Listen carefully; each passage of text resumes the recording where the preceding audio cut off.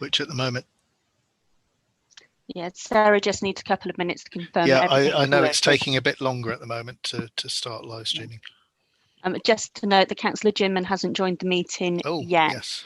But if he isn't there for the roll call section and he joins afterwards, could you go back to him? Thank you. Yep.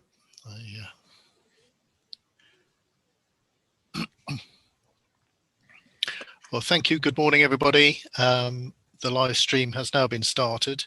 Before I formally start the meeting, I'll go to each committee member to confirm that they can hear and be heard. This is a legal requirement for me to do so. So if you could verbally confirm that you're able to hear me, I will confirm in response that I can hear you. Where practicable, please also have your video switched on so that you can be seen by the other members in attendance and the public watching. Councillor Christy Balderson. Good morning, Chair. I can hear and see you. Thank you. Councillor Dave Bolter. Good morning, Chair. I can see and hear you. Thank you. Councillor Ginman isn't with us yet. Councillor Bob Matthews. Yes, I can see and hear you, Chairman. Thank you. Thank you. Councillor Diana Toynbee. Good morning. Yes, I can hear you and see you. Thank you. Councillor Yolande Watson. Good morning, Chair. I can hear you and see you. Thank you. Thank you. I'd also like to request that officers who will be present throughout the meeting can also confirm that they can hear and be heard. Sarah Buffrey, our technical support. Yes, I can see and hear you, Chair. And we haven't got Kate Charlton with us today. Jackie Goulding, Southwest Audit Partnership. Yes, Chair, I can hear and see you. Thank you. Andrew Lovegrove, our Chief Finance Officer. Good morning, Chair. I can see and hear you. And we haven't got Amy Probert with us today. Caroline Marshall, our clerk to the committee. Yes, Chair, I can see and hear you. And we haven't got John Roberts with us today, but we have Gail Turner-Radcliffe from Grant Thornton. Good morning, Chair. Yes, I confirm I can see and hear you. And you look like you're in the office in a very picturesque no. place. No, it's a background, is it? It's a background. You're confusing us. Right, thank you. And Claire Ward, our solicitor to the council. Good morning, Chair. I can confirm I can hear and see you. And we have some other officers that will be delivering on reports as we come to them. So welcome everybody to today's meeting. Hopefully Councillor Peter Ginman will join us in due course. The council is video and audio streaming this meeting live on the internet and making an official recording. The recording forms part of the public record of the meeting and will be available on the council's website. Please note, while it is only a legal requirement that you have your audio switched on, it is the council's preference that where you're able to do so, you also have video switched on. Please remember what you say and do in this meeting has a global reach and your words and actions should be chosen carefully. Can I also remind members to ensure that they're wearing the headsets, if possible, while listening and speaking during the meeting. As these are extraordinary circumstances, there are some additional points for members and officers to be aware of. As part of our meeting etiquette and in line with our normal committee practices, all microphones apart from mine will be placed on mute at the start and during the meeting, and I will run through the agenda in the customary way. When you wish to speak, please use the hand button against your name in the participants list, which should be on the right of your screens.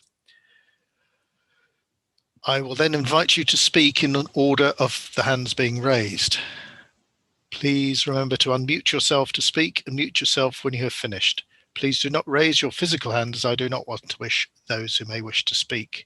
Please note the chat facility has been switched off to ensure that members' contributions can be offered through the spoken word voice and for the public record. Please ensure all mobile devices are switched off to prevent interference with the audio and video system. If any attendee loses connection with the meeting will be paused to ascertain if the connection can be restored quickly. If it is not possible to recover the connection within a reasonable time, the meeting will continue as long as the quorum of committee members remains able to hear the proceedings and be heard. If you plan to leave before the end of the meeting, can you please indicate this in advance? Voting will be undertaken electronically using the voting software within the virtual meeting platform. Only committee members may vote. In the event that electronic voting is not possible to use or there is a technology failure, I will ask each committee member by means of a roll call to indicate if they're for, against or abstaining. The results of the roll call will only be recorded in the minutes of the meeting where there's a requirement to do so. Are there any questions about the procedures before we continue? And I'll just go to Councillor Ginman Councillor Peter Ginman, can you hear and see me? Yes, indeed, I can hear and see. And because I'm having some work done on the building at the moment, there is a real risk the electrician who's working here has promised he'll try to keep me connected, but I might vanish. Right.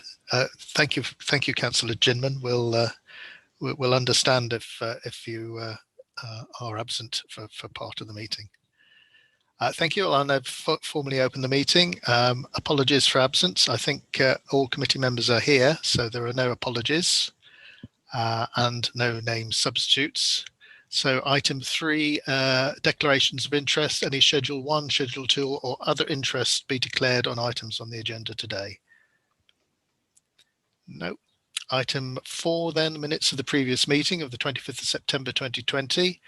I don't believe any matters of accuracy have been notified to the monitoring officer. Committee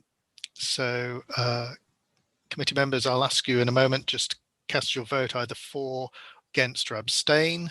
And please can you ensure you press submit after selecting the option for which you're voting. If you're unable to see the voting options, please access the poll icon at the bottom of your screen. Caroline, can I have the confirmation of the voting number? Voting number is 7, Chair. Thank you. And we will now ask for the voting screen to be presented.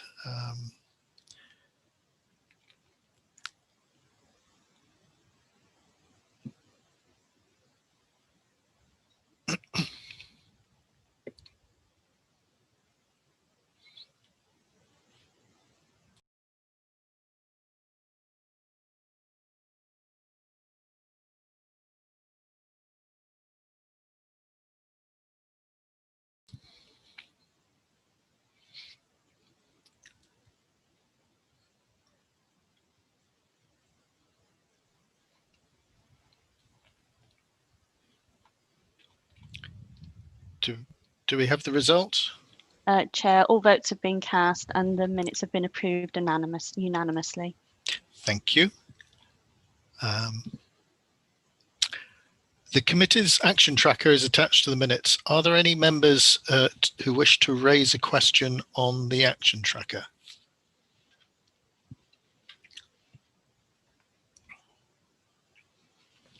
Nothing.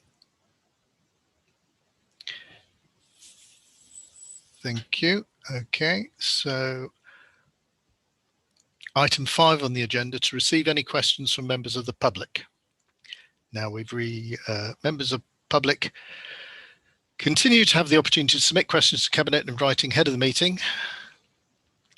I believe we've received one question for the meeting and a response has been published as a supplement to the agenda papers. And those who have submitted questions have also been given the opportunity to submit a written supplementary or to send an audio or video recording or join the meeting to ask their question live. I'll ask the clerk to confirm and explain how any supplemental questions are to be received. Chair, we've received one supplemental question which has been submitted via email, so I'll share my screen and then read out the supplementary question from Mr. C. Barron and Ms. B. Vine. Thank you. So the supplementary question is, being aware that individuals can make code of conduct complaints to the monitoring officer if a violation has taken place. Training is typically recommended. Since this is generally given by HALC, how can Herefordshire Council be assured that it is effective in addressing the problems within a parish council? Wouldn't it be more appropriate for training to be delivered from within the monitoring authority? Right. Thank you to Mr. Barron and Ms. Vine for their question and the supplementary. I think probably appropriate for our monitoring officer to give a response to that, and I'll add to it if I think it's necessary. Yes, happy to, Chair. So when I make a recommendation for training, I usually do give them the option of who to receive that training from. However, in some circumstances, I do say it must be training from myself or my team. So we do have that option. I think it is important for consistency, given that the principal authority is the one that makes determinations on complaints, that actually it is the principal authority that provides training, but obviously there are other providers out there. Yes, I think the question obviously comes that although we are the principal authority, then I think people need to recognise that the parish councils and the unitary authority are completely separate bodies, and we're only joined in very limited ways. And one of them is that the parish councils tend to use our code of conduct procedure, although of course there's no obligation for them to do so. They can do their own code of conduct procedure, and a few parish councils in the county do that. There are very limited options available under the code of conduct procedure as to how to proceed, and I suppose just going through training, reminding everybody that the Nolan principles are to be adhered to, and trying to persuade parish councillors of the importance of that is the crucial element. I know that we now append the Nolan principles at the start of every agenda that we publish. I just wonder if it's worth this committee writing to HELC and making that suggestion, if it hasn't already been done, that they advise their parish councils actually to include an extra page in the Nolan principles on each of the parish council agendas, so that all parish councillors can be reminded, and the public can be reminded of the principles under which we perform public office. Yes, I'm very happy to write to all parish councils with that suggestion. Okay, thank you.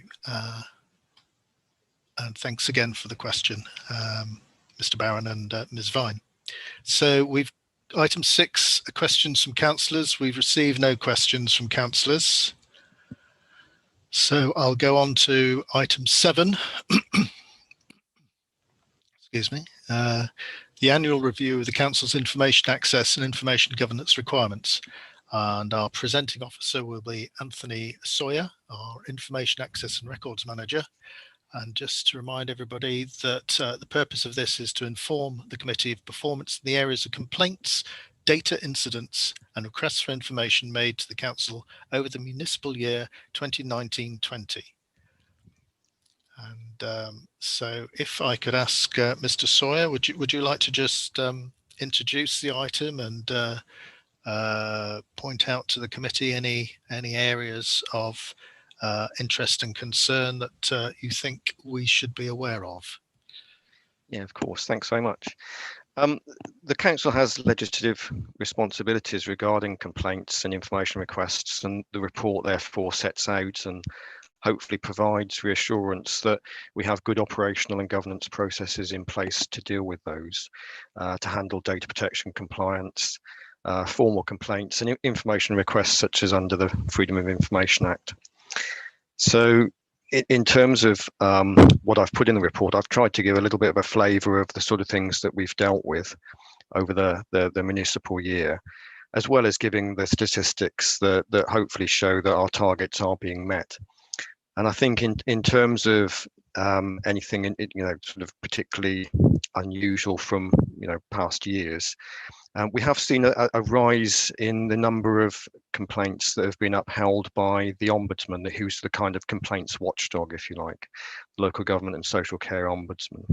And we have started to do some work around that. I mean, obviously with the pandemic has been a bit of an obstacle to that in the past few months, but we are getting underway now with a range of training and awareness for staff in complaints handling to hopefully address that.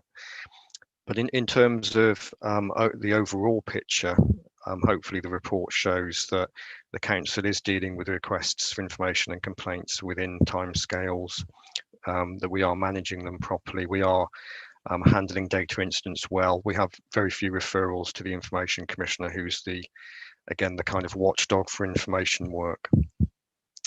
So we're asking the committee if there are any recommendations to improve the mitigation of these risks. And as always, of course, I'm happy to take any questions that the committee may have.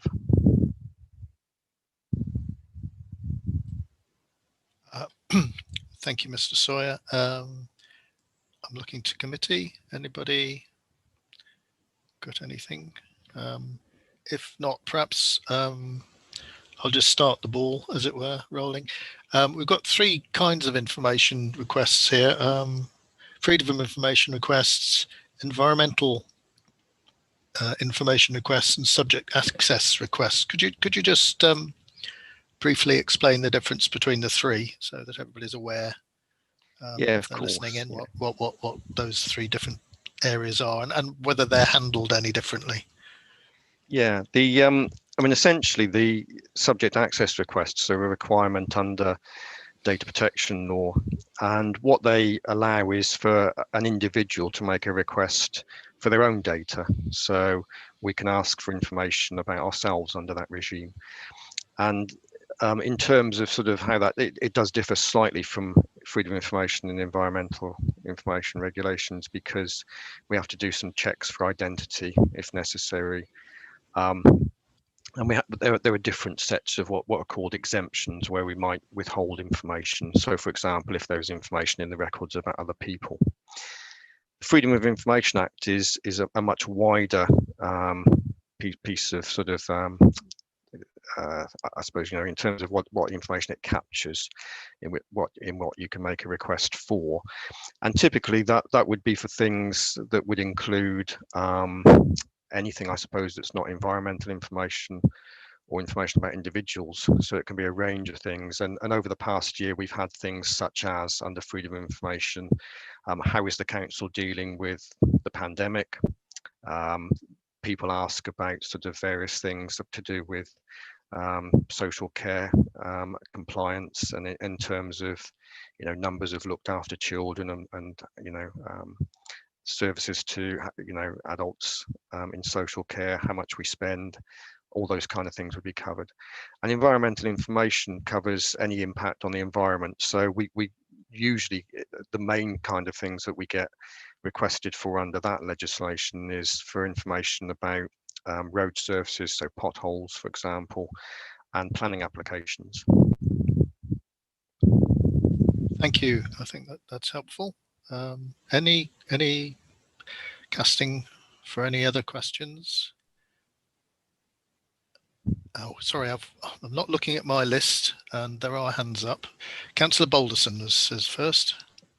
Thank you, Chair. Yes, I've got two questions. I'd like to understand your Ombudsman or LGSCO figures just a bit better, because although I appreciate they are quite a small percentage of our overall complaints, just going back, looking at your last three reports, there does appear to be a downward trend in performance. So, for example, 17-18, we had 2.4% of complaints go to the Ombudsman with a 43% upheld rate. 18-19 went up to 3%, 47% were upheld, and then this reporting period, 3.5%, going up to a 71% upheld. So, we're getting more complaints, albeit still a very small percentage, and more of them are being upheld. And I'm interested to understand a bit better the training, and you say you're doing training and more team meeting reviews. But I guess we're now 8 months in to the next reporting period, because I think it runs from April to March. So I just wanted to understand a little bit better how sort of you're tackling this downward trend, and whether you think now that we're 8 months in, you're having an impact on the figures with your actions. Yeah, thanks. I mean, the 8 month in, as I was saying before, during the pandemic earlier in the year, my teams were redeployed. So complaints, figures for complaints, the volumes of complaints and information requests we had also at the time drastically reduced, and you'll see that in the graphs that I've produced in the report. So that was the obstacle, if you like, that's stopped us from starting immediately to do lots of work. But in terms of what we are doing, we've got training booked with the Ombudsman themselves. So they're going to be running the training for us, and we have 3 sessions set up. We've reviewed all our policies and procedures. We've added some additional information. So, for example, we've produced some guidance for investigating officers following what the Ombudsman says is good practice as well. So we've done a fair amount of work where, when the pandemic was at its height, we've been preparing guidance and awareness and things, like this ready to go. And it's now that we're actually implementing them. So it may be that, for obvious reasons, that there may be some delay in this trickling through, but we are hoping that, we will be able to see the results by the end of the next municipal year and see what the impact has been. But the Ombudsman did stop taking referrals from complaints since, I think it was since about April, and it only started taking them again in, I think it was August. So again, that will have an impact on next year's figure as well, clearly. So. Okay. Thank you. And Chairman, my other question was just around children's complaints. I can see that the profile of corporate complaints doesn't appear to be significantly different to last year, but with... Sorry, could you just unmute yourself, Councillor Balderson?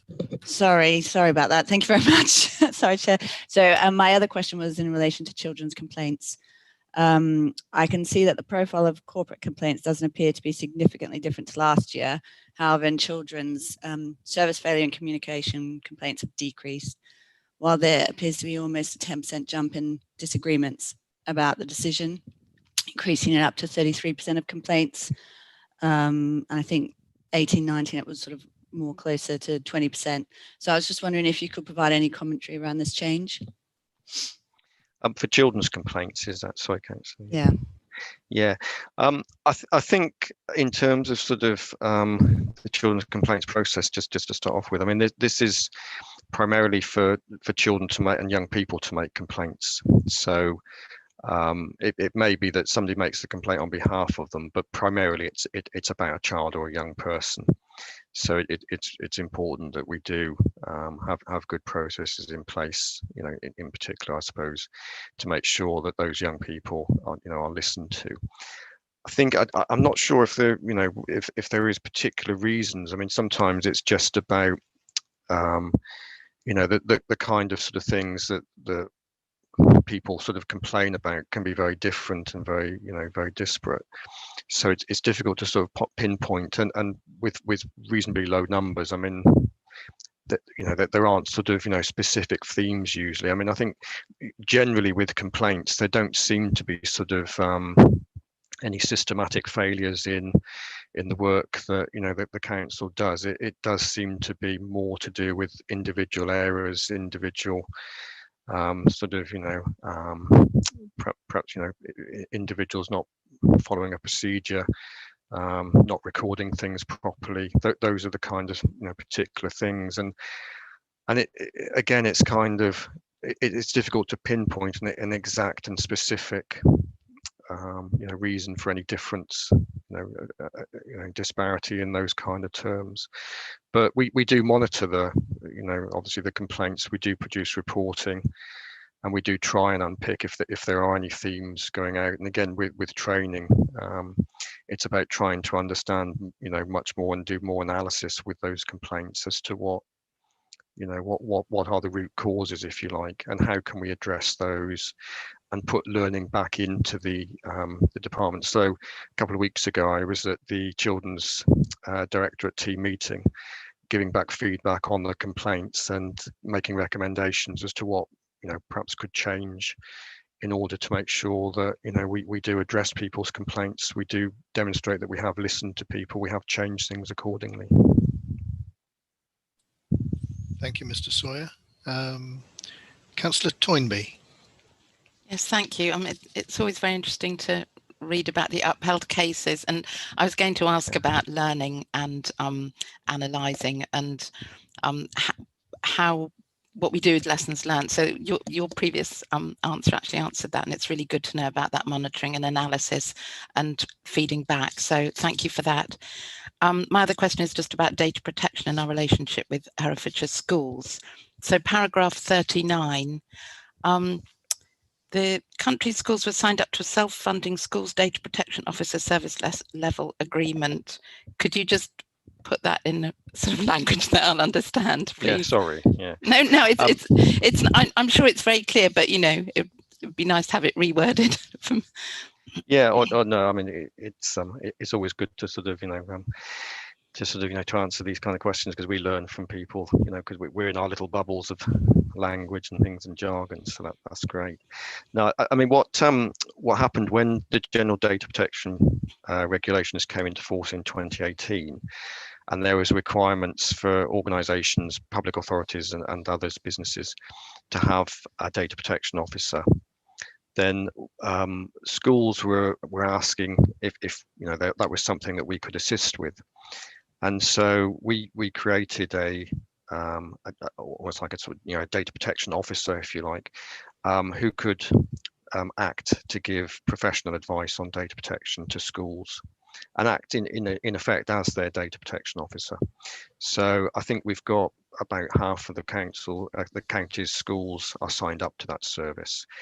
And what happens is that Sam Smith, our data protection, the school's data protection IG officer, information governance officer, provides that service, making sure that schools answer their subject access requests, making sure that they do impact assessments, making sure that they're thinking about people's privacy when they're making decisions, looking at all those different aspects of data protection. Thank you. That's really helpful to know. So do schools opt into that? Is that just local authority schools? Do schools opt in? How does that work? Yes, schools opt in, and it can be any school. It can be local authority schools, academies. So we provide that service, like I say, to about half the schools overall. Other schools, I think, make their own arrangements with other, I guess, with other sort of businesses who provide that service, but we're there to sort of help at a local level with the schools and support them in that way. That's great to know. That's a really useful service, isn't it, that we provide for schools? Thank you. Pleasure. Thanks. Thank you. Councillor Matthews.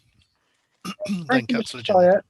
You did mention earlier on about the fact that you'd looked at and were taking some sort of action to deal with trying to prevent these. In my humble opinion, a lot of these errors should never have happened. There's some carelessness and efficiency, and they do need some serious attention. Can you enlarge a little bit for the committee to tell us exactly what action you are taking or intend to take to make sure that directors and managers address these issues? Okay, thanks. Yes. What I do is I take reports to directorate team meetings. So I talk to directors. We do go to the Chief Executive's Management Board as well. And we do, after doing some of the analysis on the complaints and giving reports, we do sort of quarterly reports and monthly reports for directorates. So we highlight where some of the issues are. Some of the, as you say, some of it are silly mistakes. Some of it is, why do people make mistakes? I mean, there could be various reasons for that. If people are very busy and things like this, so there could be, a range of reasons for the reason that they make mistakes. And then what we do is we ask the directorates to look at some of the recommendations, some of the learning that we've had. We always ask at the end of an investigation of a complaint for people to provide, the investigating officers to provide the learning that they've found from the complaint. And sometimes that results in a change of a process. Sometimes it might be additional training for staff. And it's making sure that people hopefully don't repeat the mistakes. So what we're trying to do is to make sure that if it's down to sort of, some process issue, that's addressed. If it's down to an individual, that they, obviously they learn from it, and whether that's in some kind of sort of training or other awareness or supervision, to make sure that they don't repeat the mistake as well. Could you also tell me, Mr. Sawyer, please, out of the figures before us today compared to previous years? Has the situation improved or deteriorated? I think the, I mean, looking at the previous year's figures for, overall, in terms of volumes and quantities, things are fairly stable. We generally speaking, the amounts of complaints and information requests under the Freedom of Information Act, Environmental Information Regulations, they've always been pretty stable. Subject access requests have grown quite significantly because in 2018 things changed. Requests became free, so that was quite a positive step in terms of removing a barrier, perhaps in terms of people having to pay to have their request. But in terms of sort of the overall compliance, we've got better at answering complaints and requests within deadline. But as I've pointed out, really the figures this year in terms of the numbers are upheld are a bit more concerning, and we've been taking some action around those in particular because that's where things have changed from different years. Thank you, Mr. Sawyer. And I've got Councillor Ginman. Yes, thank you. A sort of more general question related to COVID lockdown, the change in the way we're all working.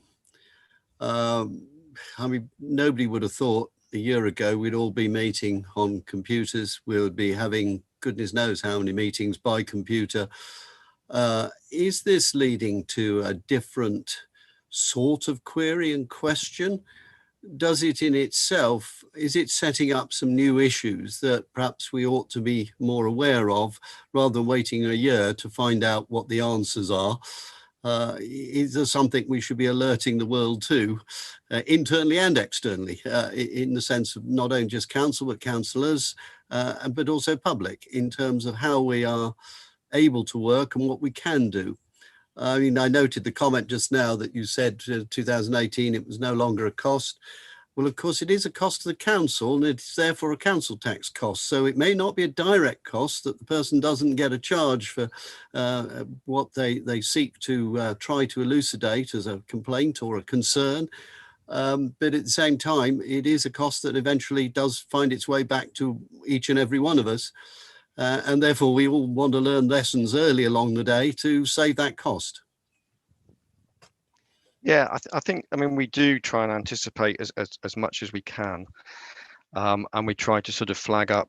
So for example, in 2018, we did anticipate that there would be a greater quantity of subject access requests made, and we've monitored the volume that we've had in terms of how we are managing that, and partly in terms of the operational processes that we have in place, whether there's enough resource there to manage those. So in terms of sort of the growth of subject access requests, just to take that as an example, we have seen quite a growth in that, and if we find that we are struggling to meet the deadlines for those requests, then we would have to escalate that and request additional resource. Now, in terms of where that would go in terms of the council, I guess it would be the wider decision of where does the council invest money. So does it want to put information requests as being something that requires additional money when obviously there might be other competing things as well. So from that point of view, it comes to the attention of senior managers and potentially members, but it will depend on the types of resource that we're asking about. And I think in terms of the sort of the work that we do, it's very much dependent on it's mainly staff costs that we have for information requests.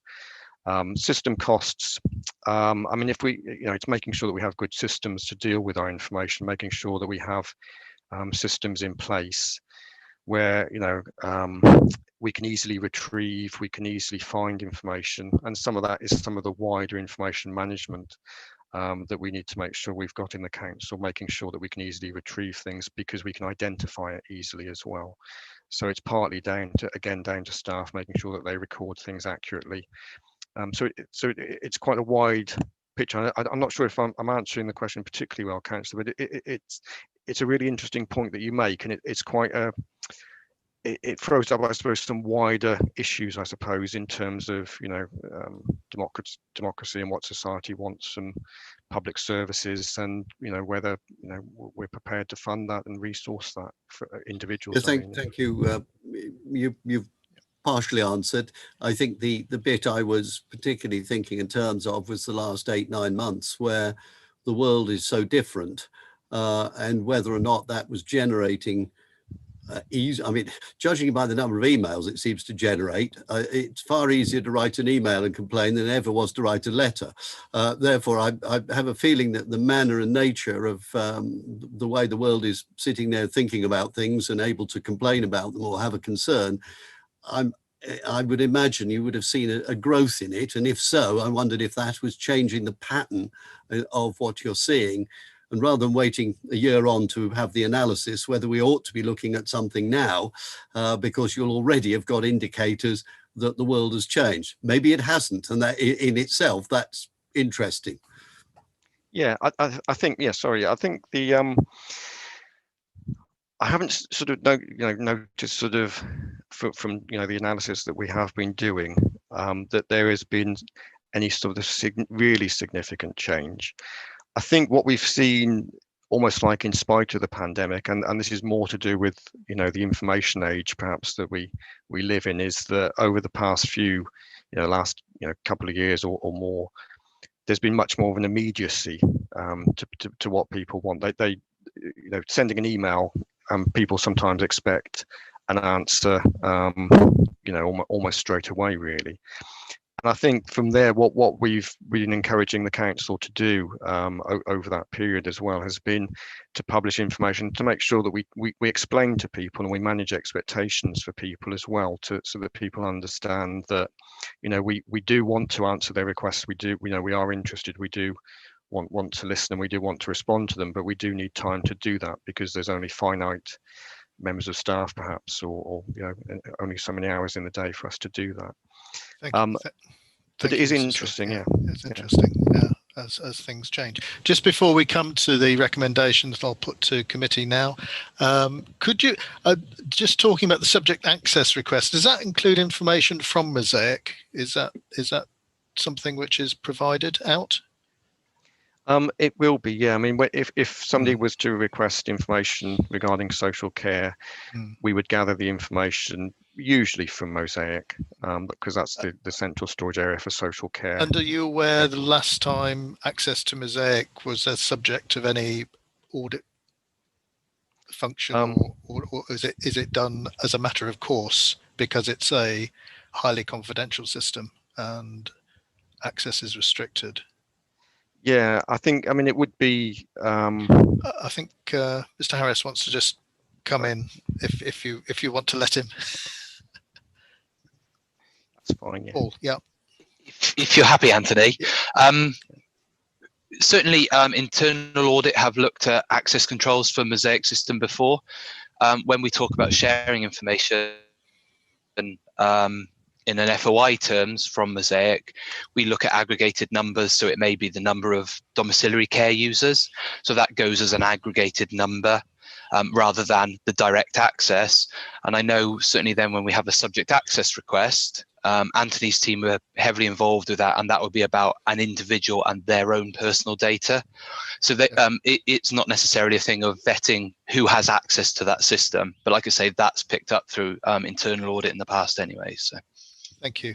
That's useful, and thank you, Mr. Sawyer, and thank you, Mr. Harris, for that. If I can come to the recommendation that the information set out in the report regarding requests for information, data protection compliance, and complaints over the year, which has been reviewed, and with regard to any risks arising, the committee determine any recommendations it wants to make to improve mitigation of those risks. I don't think we've come up with any recommendations. I think we're quite satisfied that the work is going on appropriately and in that way. Can a question be put, please, to the committee? Members, please cast your vote either for, against, or abstain, and can I have confirmation of the voting number? The voting number is 7, Councillor Shaw. Thank you. And the poll will appear shortly. Thank you.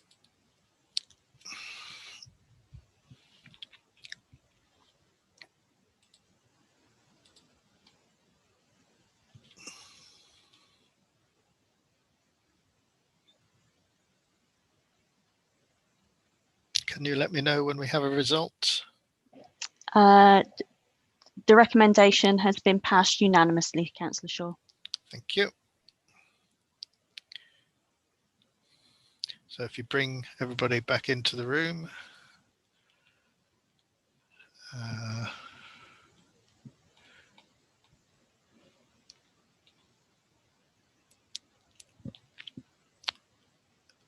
Thank you, everybody, for coming back in from your brief stay in the waiting room. That recommendation was approved.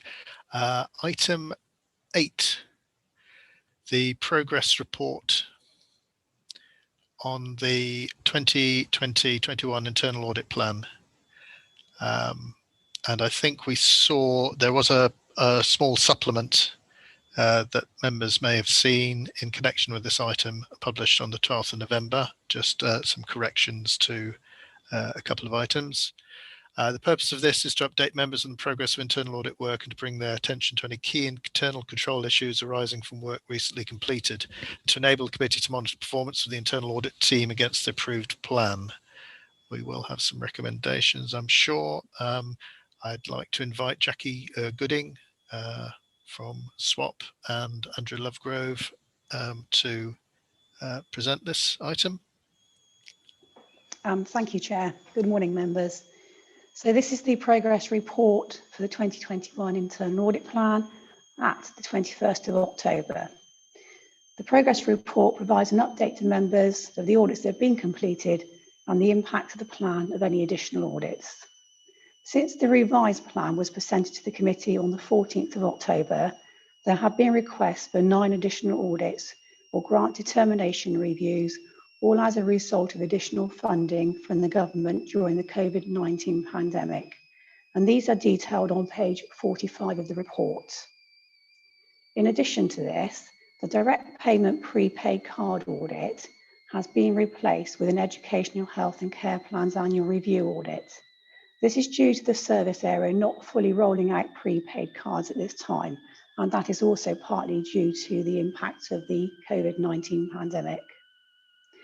It is thought this will be completed by the next financial year, and therefore it's proposed to defer the audit to the 2021-22 audit plan. This has been discussed and agreed with the Director of Children's and Families. Since my last update, 4 audits have been completed, and 4 audits at a report stage and 12 audits are in progress. Of the 4 audits that have been completed, 2 are grant certifications and were assessed as reasonable, and 1 was an advisory audit and 1 a special investigation. In the period covered by the report, no priority 2 or 1 recommendations have been made for the audits completed and no significant corporate risk identified. I would like to point out, and as Councillor Shaw has said already, that there was an error on the report on page 53 of Appendix 1. It should read that there were no priority. There were priority 3 findings in respect of the loss of monies audit, and not priority 2 findings. The summary of audit opinions and recommendations are shown on pages 42 to 44 of the report. The audits have been aligned to the risk to the corporate risk in the corporate risk register, and these have been aligned to the corporate risk register that was presented to the Audit and Governance Committee in July 2020. As requested in the October Audit and Governance Committee, on pages 54 and 55 of the report, I have outlined all Q1 and Q2 audits that have either not yet started or are still in progress, with a brief explanation as to why this is the case. It's also important to note, and I know I've said this before, that the plan is likely to continue to change as the year progresses, particularly in light of the government's continuing requirement for declaration returns on funding in response to the COVID-19 pandemic. There may also be some continued disruption to the plan if officers within the council aren't available as they continue to support the changing requirements as a result of the pandemic. Happy to take any questions, Chair.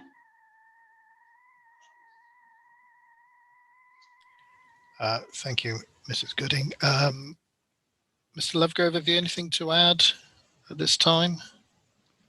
Chair, no, I hadn't, no. Okay, thank you. We've got one hand up. Councillor Matthews.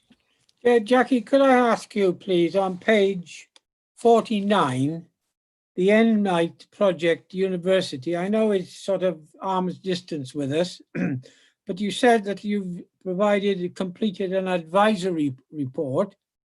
Would it be possible for this committee to have a copy of that report? And could you update us on the situation generally, if that's possible? Thank you.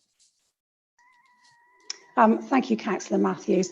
Yes, that was with the council's role as the accountable body. We did a number of audits in the previous financial year as well in relation to reviewing the criteria that was required as part of that role as the accountable body. So we have concluded our work on that, and we're not doing any further work on the N-Night project. I think from memory, a report was shared with the committee by the Chief Finance Officer. Chair, that's correct, but and Councillor Matthews will make sure we'll send you another copy. That's not a problem. Thank you very much. Thank you for that. Councillor Balderson. Thank you, Chair. I'll remember to take myself off mute this time. I guess with COVID is just pervasive across everything. And just picking up on some elements also within our action tracker. As presented, it appears that all the COVID related work to date is coming out of our 900-day budget for internal audit. Although I note that the 9 extra requests for work you indicated would be coming out of the COVID government grant funding. But I think action item 69 on our tracker was for our section 151 officer to report back to today's committee on a decision as to whether that the council were going to acquire any more days, and also how it would be funded. Because as you said, we're going to see even more change to this plan. And I just have this overarching concern of the impact that it has on business as usual, but also on how all the internal audit work is going to be funded, whether it's out of the 900-day budget, whether it's out of the COVID government grant, extra funding, and I just can't see how we're monitoring that at the moment. So if you can provide some commentary around that, I'd appreciate it. Chair, can I suggest that I respond to that rather than Jackie, if that's okay? Yes, Councillor Bolson, we agreed to an additional 75 Andrew, days. Sorry to interrupt you. Could you just see if you can increase your volume a little bit? Either the position of probably operator on my end. Is that better? Okay. Much better. Chair, we've agreed an additional 75 days audit work on there. I'm not going to make the decision because I'm a director of SWAP, because that's the relationship we have, the council has with SWAP. So somebody in my team is making that decision. But yes, the decision is in train.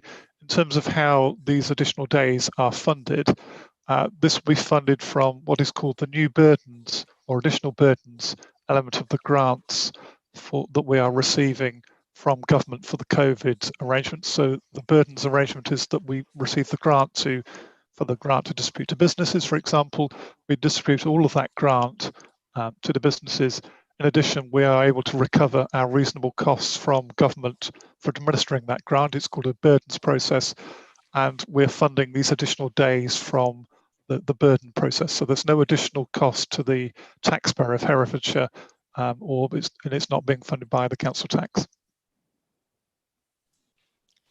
Thank you. Does that answer your question? Sort of. So when I look at page 49 of the report pack, or page 13 of the internal audit document, which is Appendix C, where we look at all of our different audit areas and it categorizes it all. Does that mean additional requests since revised audit plan approved October 2020, which many of them are COVID related? Is that chunk of the audit plan then being addressed by the 75 extra days and the additional burdens grant? Thank you, Councillor Balderson. So the Chief Finance Officer and myself had a discussion around how we will monitor the use of the 75 days. And what we're going to do is that any additional work will come out of the additional 75 days up to a point where those 75 days have been utilised and used, in which case we then need to have a further discussion around whether we amend the revised audit plan or whether we provide some more additional days. We're hopeful that we are obviously in November already, so we're hopeful that with the additional 75 days, we'll be able to deliver on the additional work requests that, as you can see, are already in the plan, and also on the revised plan that was presented at the last committee and is obviously in the progress report today. Okay, thank you. Thank you. Just before I come to Councillor Watson, just going on from that, does that still mean that the 900 days that we're already contracted into, will all of those 900 days be delivered in this financial year, or because you're using people to deliver on the 75, if we address it that way, have you enough resource to deliver what we're anticipating in the 900 days as well as the 75, or are we going to be short in the 900 days, do you think? You probably can't you understand where I'm coming from with that? Yeah. Thank you, Councillor Shaw. Yes, so as a partnership, we have some additional resource which we're going to utilise to deliver the additional days. In fact, it won't quite work like that because the additional resource will be delivering some of the audits within the revised audit plan, so that some of my existing team can focus on some of the additional work as well. So there is additional resource to deliver those 75 days, and providing nothing happens or we don't have any long-term sickness between now and the end of March, we should be in a position to either delivered or certainly to have started all the audit work. So including the 900 days and the 75 days. Thank you. So presumably in January, we'll have a better idea as to the deliverability, if I call it that, of the 900 days and the range of work that covers. Because what is apparent, well, we'll come on to it, I think, what is apparent in the next agenda item is that in a number of audits which are still in their infancy in terms of delivery, I think. So Councillor Watson, please. My question's just been answered actually, because I was asking about the deliverability and looking at, COVID spring, looking at the COVID autumn winter and the impact. But yeah, as you're saying, we can see that in January. My other 2 points actually, Jackie, was to say that I'm enjoying reading the regular swap newsletters that come into our inboxes, and I'm looking forward to doing the training on the 26th of November. So I wasn't able to do the last one, so I'm looking forward to doing it at the end of this month. They're there. Yeah, but thanks. Thank you, Councillor Watson. We look forward to seeing you there.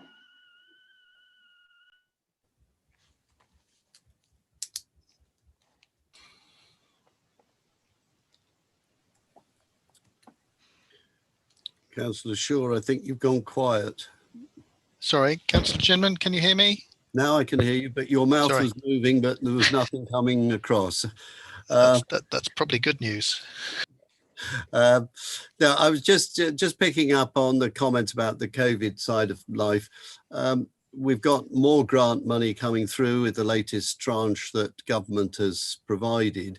So presumably this audit work will now keep growing, in fairness, in that direction. I mean, each time there's another tranche coming through, there's got to be a process to follow to ensure that it's being used in the manner in which it's supposed to be. So I presume that we'll have another update showing even more of this coming up. Yes, Councillor Jim, and I would expect the same. And the next report that will come to you will probably show some additional requests again that are in addition to the report presented today. I think it's important because I do hear comment from quite a few residents, about the amount of money that's coming out and is it properly being accounted for. It's becoming a sort of recurring theme, and I do think this work is important, that people don't just think this money is being handed over willy-nilly. There is a chasing up and a following through and ensuring it's meeting the targets it's supposed to do. So I think there's a message in there that perhaps we need to make sure is understood. Thank you, Councillor Ginman. I think we may pick up some of that in the fraud report that we're anticipating, I think, coming through in January. Is that right?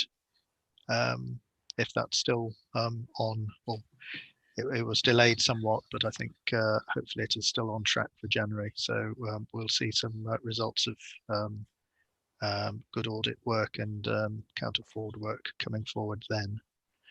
Councillor Matthews, you've got your hand up.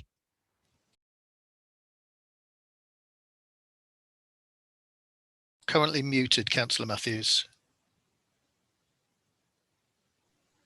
Sorry, on page 53, I should have cleared it with you before, Chairman, and it may have been dealt with at a meeting or two that I missed through certain circumstances. It's through the loss of monies and children's special investigation, and it just says special investigation.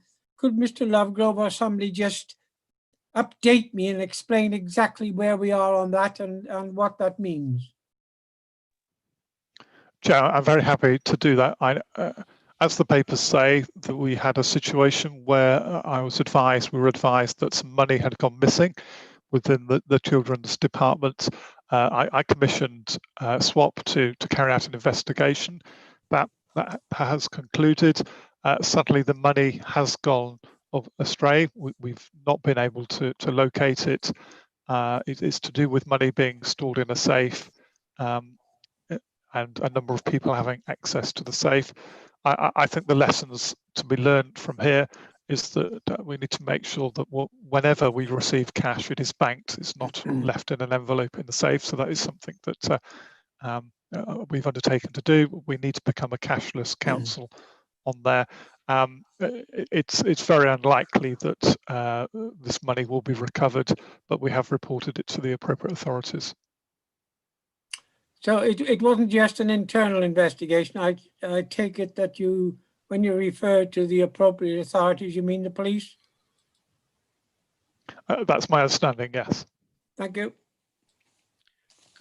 Mr. Lovegrove, perhaps could you give us some concept of the quantum involved here? £1,500. Okay, thank you. Thank you for that question, Councillor Matthews. I've got no other hands raised. I was going to ask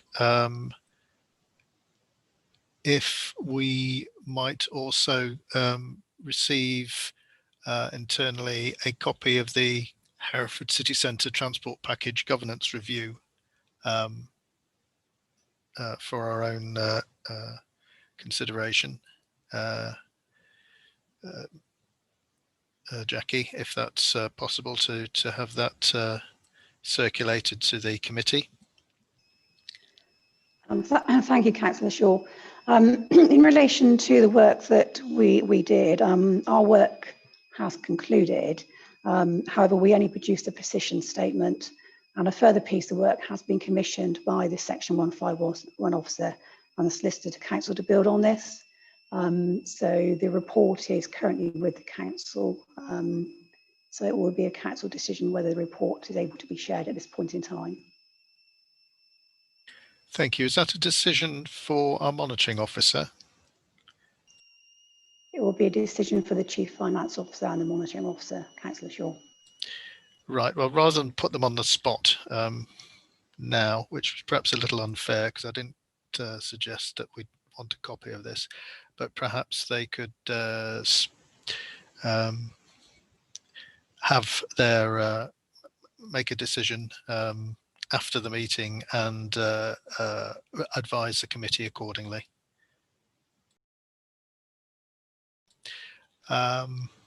So that might be our, in fact, that might form a recommendation. I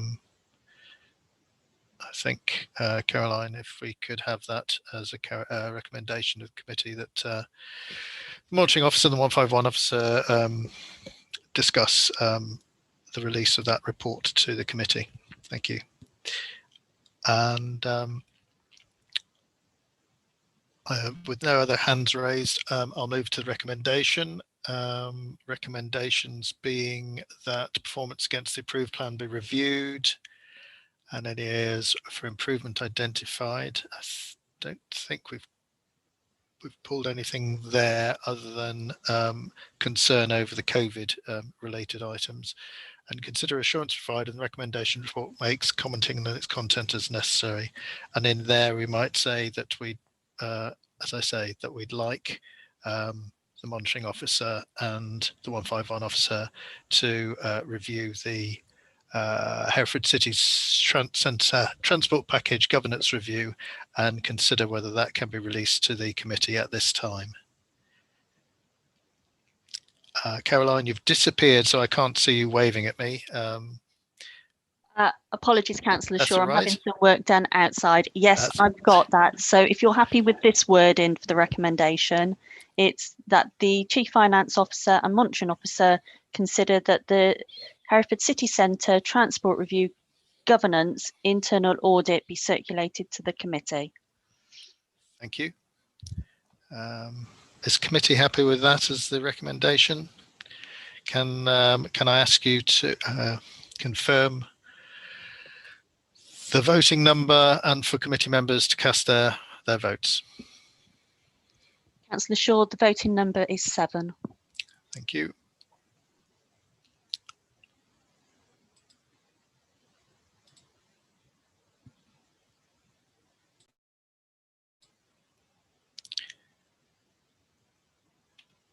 Can you let me know if the votes are in?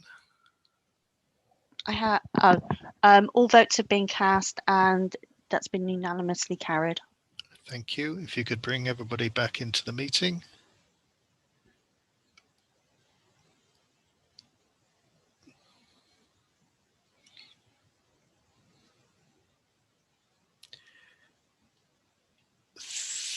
Thank you, everyone that was in the waiting room. The recommendation was carried. So we'll now proceed to agenda item 9, update on internal audit recommendations.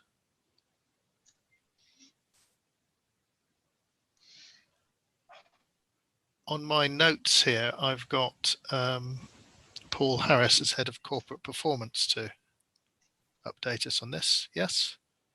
Yes, thank you, Chair. Yep. The purpose is to review the progress of audit recommendations implementation. So perhaps, Paul, if you could introduce your report. Thank you. Within this report, you'll find the update against the recommendations made by internal audits undertaken by SWAP. Officers have been asked to provide updates against the actions, and this report summarises this. At the last report to committee in June, there were 13 actions due to be complete, which at that stage hadn't been completed. The update for that at this point is 2 of those recommendations have since been completed, but 11 remain outstanding. You'll see within the report in the appendix 1, updates have been provided by officers as to why that may not, why actions haven't been completed. But I think you'll sort of see there's an underlying theme in relation to the COVID response, which has prevented that progress being made. For recommendations, which were due between May this year and September this year. 12 audit recommendations were due for completion. All of those have been completed. At the committee's request, we now provide updates on audit recommendations which are due in the future. Of the 14 recommendations which are due in the future, 64% of those have either been complete already or are due to be complete on time. Again, updates are provided on them in Appendix 2. One further thing to note, there was one external audit recommendation outstanding following the completion of the 1920 Grant Thornton external audit, and that has now been reported as complete as part of the work on the latest annual governance statement. Okay. Thank you, Mr. Harris. Looking at the committee, I've got Councillor Watson briefly had her hand up. Do you want to go ahead, Councillor Watson? Yeah, thank you, Chair. Sorry about that. I don't know why it came off. I was just going to ask about the Healthy Lifestyle Service, Paul, on page 67, and I'm really sorry. What does DCRS stand for?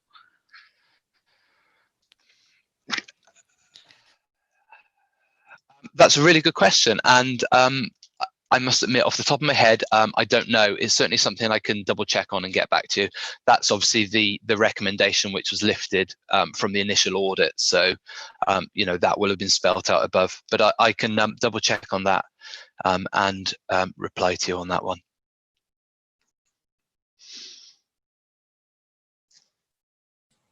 Anybody else around the table know what DCRS stands for? That's a good one. Thank you. I am puzzled myself. Councillor Balderson. Thank you, Chair. I think it was good to see that all the recommendations for this reporting period have been implemented. That's great. And I think it was also very helpful to understand the tracking of the future recommendations. So I appreciate you adding that into your new reporting pack. I've got two questions on this. One is in relation to the audit on property maintenance for school, which is page 64 of the pack. In prepping for the next agenda item on the corporate risk register, I see that there's a risk CRR 50 on school assets that indicates that education asset condition surveys have been completed and the school capital investment strategy has been reviewed. But that's on page 80 of the report pack. But in this, the update on implementation in your report doesn't appear to be consistent with that in the corporate risk register. So I just wanted to perhaps you could come back to us in clarifying what the situation actually is. On that one, yeah. Oh, sorry, shall I answer that one quickly?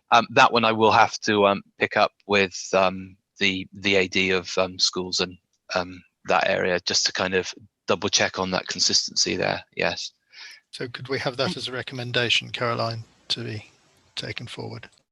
And then my second question was more in relation to the long outstanding recommendations that are being impacted by COVID. Well, all the long outstanding recommendations that haven't been implemented. There are some recommendations, for example, broker placement, provision of residential and nursing care, and continuing healthcare funding process, which have got long outstanding recommendations, almost a year beyond the initial implementation date. But in the update, there's no mention of COVID delaying those projects. So I just wanted to get a better understanding as to why these are further delayed, because there's no reasons provided in the commentary. Okay. Certainly, these are parts of the organisation which have been seriously impacted by COVID. Brokerage and the placements team have have had to kind of work through new regulations with regards to discharge planning from hospitals and support a different range of people there, and that links then into the CHC review as well. So the focus within adult social care has definitely been on the taught community COVID response. And whilst it may not be explicit there, these are the parts of the organisation who have been really impacted there.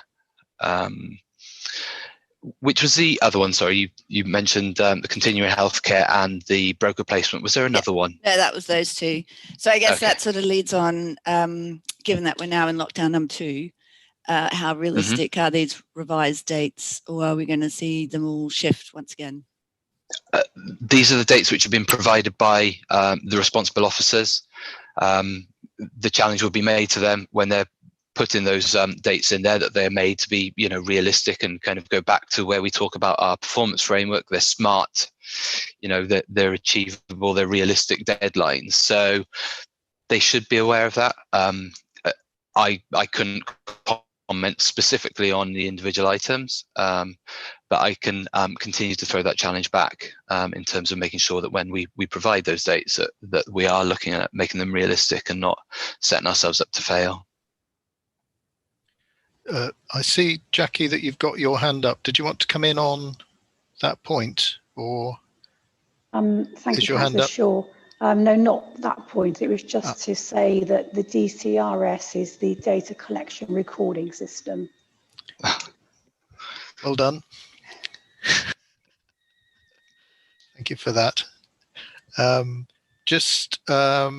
Harris, on the point of the CHC and COVID and issues relating to the adults'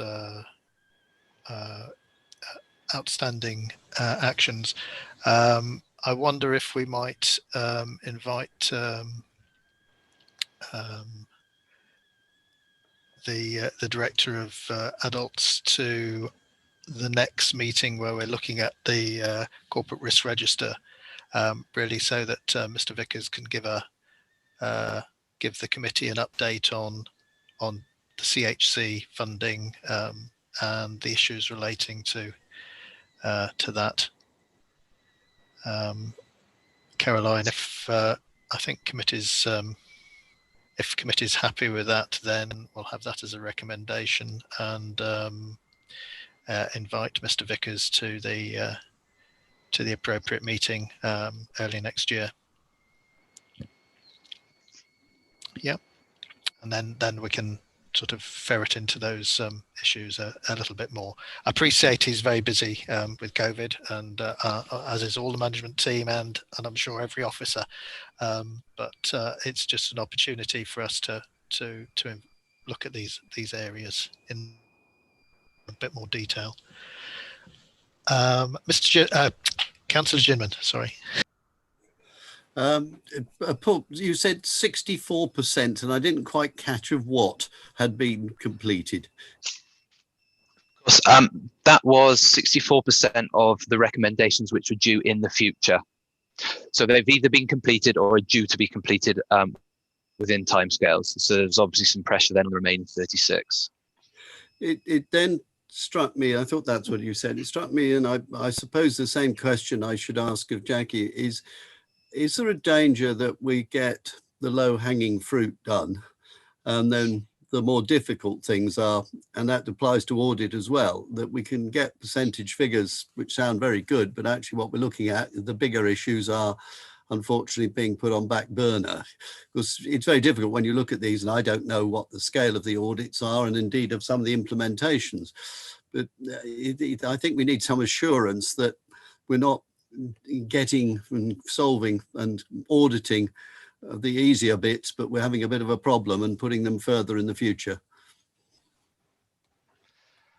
I mean, certainly what I can say is of those recommendations in the future, you'll find them in Appendix 2. You can see the difference between the priority 2 and the priority 3 actions. So the priority 2 actions been the kind of the more significant findings with recommendations which need resolving. I think I counted that there were 4, 5, 6 or 7 priority 2 recommendations due in the future, of which I think 4 of those were done. So it's not necessarily just picking off the low-hanging fruit, but yes, I recognise your point. I don't know if Jackie, if you want to add anything in terms of what work has been identified. Yes, thank you, Paul. Thank you, Councillor Jinman. I think Paul makes a very good point. Obviously, when we make our recommendations, we prioritise them. So it's a priority 1 or priority 2 recommendation. They are the more significant findings, and we would expect those to be addressed within a more reasonable, prompt timescale. And obviously, we do agree a target date with the manager at the time we issue the report. And I suppose our expectation would be that even if the recommendation wasn't completed by that date, certainly progress would have been made in achieving an action to implement that recommendation. Obviously, as we've discussed, COVID-19 has had a significant impact across the whole of the council, and certainly will be a contributing factor to the delay of some of the recommendations not being completed. I think the report does demonstrate that certainly the more significant findings, priority 2s, are being addressed in a reasonably timely manner, and that would be the expectation that we would like to see. So thank you for that, those comments and reassurance. Thank you. Councillor Toynbee. Thank you. Thank you, Paul. Yes, I've just got a question about savings targets on pages 3 and 4 of Appendix 2. As we all know, it's something that the public are interested in and a bit concerned about if it means that services are under strain. I see that there are 4 rows of recommendations about savings targets, and I do note the updates about Virto. My question is at a bit more of a sort of mundane level. Firstly, why do we consider that the categorisation needs to be reviewed? Is that just a normal part of the process, or is there a particular reason for that? And even more basic, what are the mechanisms for setting these savings targets and for changing them? It's probably not something I'm that well placed to respond to, on the basis that, you know, that's the detail within the audit. I don't know whether it's something that Andrew might be able to just kind of answer and pick up on. Yes, Chair, I'm very happy to pick this point up. In terms of the savings targets, they're set by council when it agrees its budget. So every year the council agrees its budget, which will and has historically always included savings targets to be delivered on there, and the monitoring is to make sure that they are delivered. It is entirely possible during the year that the savings targets get revisited, going through the normal governance processes. Either something has changed that's either within our control or outside of our control, but so we keep a very close eye on them, and any changes are taken through a governance process. So does that mean that any changes come to full council? Not normally. We dealt with by cabinet as an executive matter, or the portfolio holder, depending on those. Clearly, if there was something fundamentally insignificant, it would be very visible. Most of these changes are quite minor and small in terms of their impact and what's affected. Thank you. Thank you. Councillor Jinman, do you still have your hand up, or is that from previous? Thank you. I thought I was getting a bit tired in that arm. I'll bring it down. Thank you. Just before I go to Councillor Matthews and then to recommendations, just on the points that Councillor Toynbee just raised in respect of the saving targets, etc. Reviewing, I think it's page 72, 71 of the information pack, and as we've stated, 3 and 4 of Appendix 2, we talk about the savings targets. There's a lot about Virto there as the management accounting tool. I don't think councillors have had any formal introductions to Virto. I'm not sure they'd want them. But in terms of, I think we spoke last to councillors that I recall to Virto probably in the last year of the last administration. I'm not sure any significant trainings or explanation of Virto and why we're using it and what it's trying to achieve has been accomplished. I wonder if we could just ask the management accounting team whether or not they might consider it appropriate now that the Virto interface is much better integrated and completed, whether next year there could be a presentation to councillors on what Virto is, what it's hoping to achieve for the council, and how the process has gone thus far. Andrew, I don't know whether you might think that appropriate, but I think, or whether committee think it appropriate, but I know that we're setting a lot of store by Virto in terms of project management, in terms of financial controls, and I think councillors would appreciate an update on how that's going. Although I'm not sure it's audit and governance's role particularly to ask for that. I think perhaps allowed a bit of latitude in making a recommendation that at least it's considered.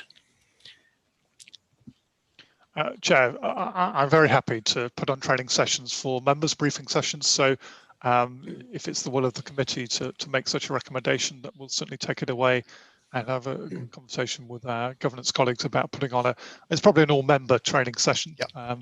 And then members can dip into that as appropriate.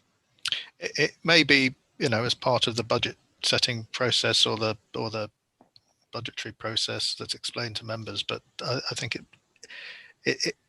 Virto has been sort of bedded in now, hopefully, and I think we'd all appreciate an update. So if that could go on the recommendations, and if committee is happy with that. Councillor Matthews. Yeah, I'll be very brief, Chair. That's all right. Very brief. It's mainly because of a very faint printing. I just like something confirmed. It probably explains it in the bit I can't read.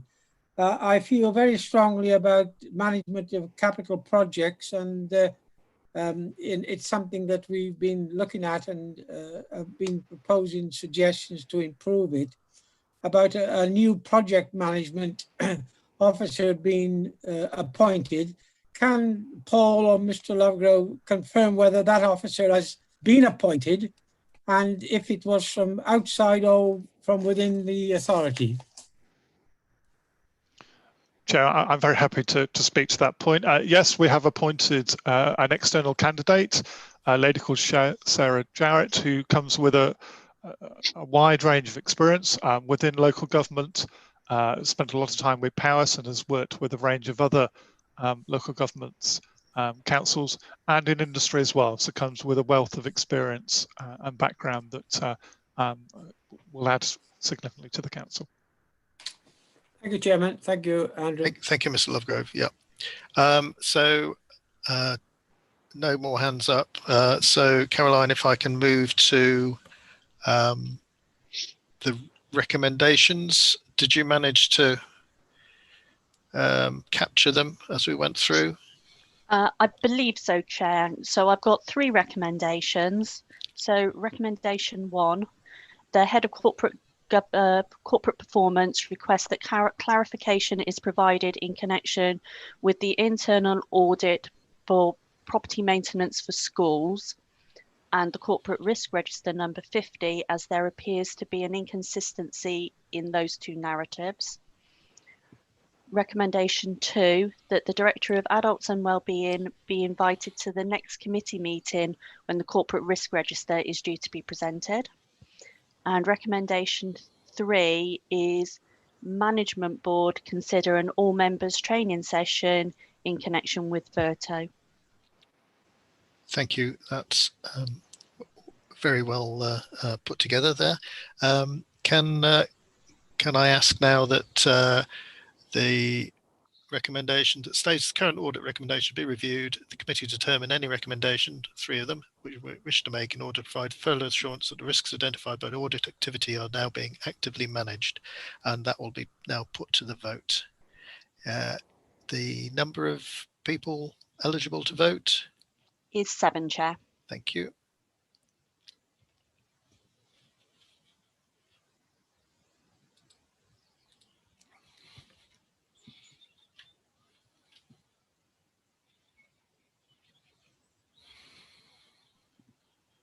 All votes have been cast and those recommendations have been unanimously carried. Thank you. Can you bring those in the waiting room back into the meeting then, please?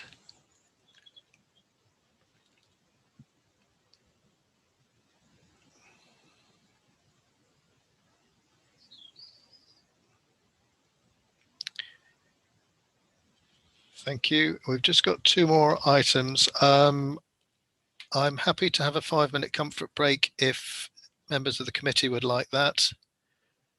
I've got some nodding heads. So it's 11:56 now. If we reconvene at 5 again, please.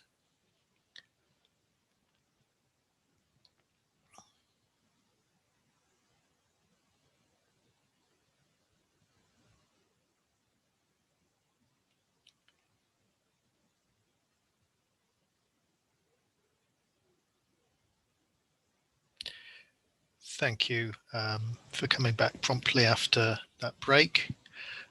We now move on to item 10, the Corporate Risk Register.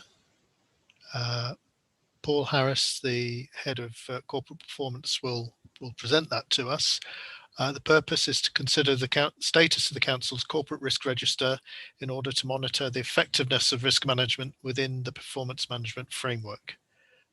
Mr. Harris, the floor is yours. Thank you, Chair. Thank you, Chair. So this is the quarterly update on the Council's corporate and directorate risk registers. Committee will be aware that this is the first report against the new risk management plan. The risk management plan, which forms part of the wider performance management framework, was signed off on the 24th of September by Cabinet. So we're still working on embedding the details of that framework. Risks in this paper relate to the end of September position. Currently, there are 18 risks on the new corporate risk register, with details provided in Appendix 1. The table in paragraph 7 also shows a directorate breakdown of where those risks are located. Directorate risk registers are also found at Appendices 2 to 5. Within this report, comparisons with previous quarters and trends of risk scores have been removed. This is due to the implementation of the new framework and the inherent changes in the scoring, which don't make for fair comparison. That said, as identified in paragraph 10, the status of the risks previously on the corporate risk register as at the end of June are summarised in the table there, which identifies 7 of the risks were carried forward onto the new corporate risk register. 16 are now sat at directorate risk register level, 7 are service risk register level, and 5 have since been closed. During the last quarter, 3 new risks have been identified and are now on the corporate risk register. The corporate risk register has been moderated by the corporate centre team meeting as per the new risk management plan. Through that moderation process, I think it'd be fair to say we've identified that further work needs to be done to embed the new framework. We have a plan now whereby we've identified risk leads within each of the directorates. They're at AD level, assistant director level within those directorates, so they're at the appropriate level to challenge and support risk management in those directorates. We've identified those people and we've booked in training now early December, on the 4th of December, for those individuals. We also continue to look at systems to support the mechanism which sits behind the calculation and monitoring of risk as well. Okay, I'm happy for any questions. Thank you, Mr. Harris. Do we have any questions from the committee? Councillor Watson, first to raise your hand. Hi, thank you, Chair. Paul, I'm just wondering two things. One is related to the healthy lifestyles, which was on page 57 of the previous report, and on and I'm just wondering, is that it's stated that the healthy lifestyles has been impacted by COVID, and I'm just wondering where that sits in the corporate risk register, and I'm assuming it's under corporate risk register number 39. That's my first one. Talk Community Hub is under that, but I am wondering about the impact and where Healthy Lifestyles is.